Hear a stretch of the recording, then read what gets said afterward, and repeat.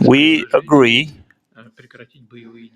with the propositions to stop hostilities, but we proceed from the fact that such ceasefire should be such that would lead to a permanent peace and remove the initial, original causes of the crisis. As for Ukraine's preparedness to cease fire, well, let me tell you, as I see it. But first of all, I would like to start with words of gratitude to the President of the United States, Mr. Trump, for paying so much attention to the Ukraine settlement. All of us have a lot on our plates, but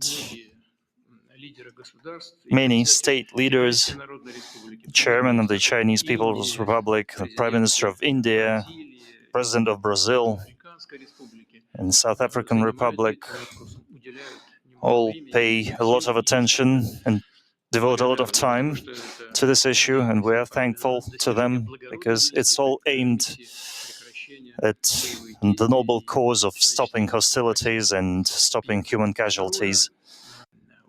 In this situation, I think the Ukrainian side might well want to achieve at least 30 days of ceasefire. And we're in favor of that, but there are nuances, though. Number one is what we're going to do with this sector of breached state border. If we stop the hostilities for 30 days, what it's going to mean? Will that mean that everybody there is going to retreat without fighting? Are we going to have to let them go after all the atrocities they have perpetrated against civilians? Or the Ukrainian leadership will command them to lower their weapons, drop their weapons, and just surrender? How is it going to look? That's still unclear. What is going on there currently? The situation is absolutely under our control. And the enemy contingent that broke into our territory is currently isolated. It's complete isolation. And it's under complete fire control. Troop management within this zone is absolutely lost all control of the troops.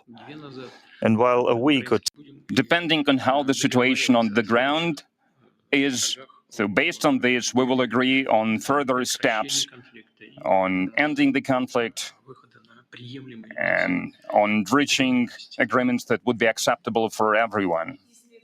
And as for Ukraine's readiness to stop the hostilities, you know, the Ukrainian-American meeting in Saudi Arabia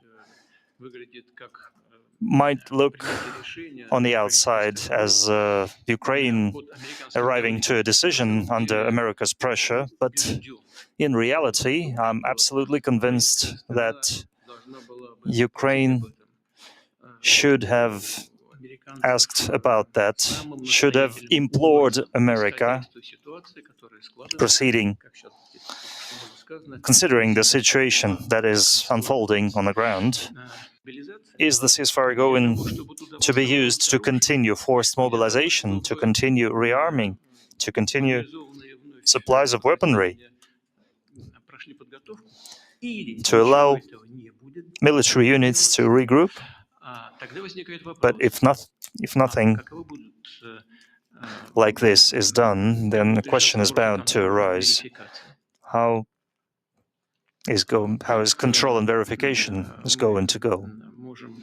As for import substitution and everything that comes along with it, be it illegitimate restrictions, called sanctions, well, first of all, our so-called partners, I think, made us a great favor. In fact, indeed, an inoculation of sovereignty and self-sufficiency.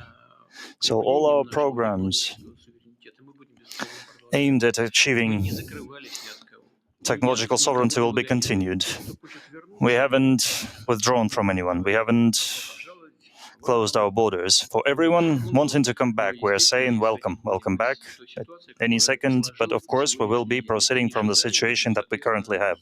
If a niche is occupied, there will be no preferences for anybody coming back.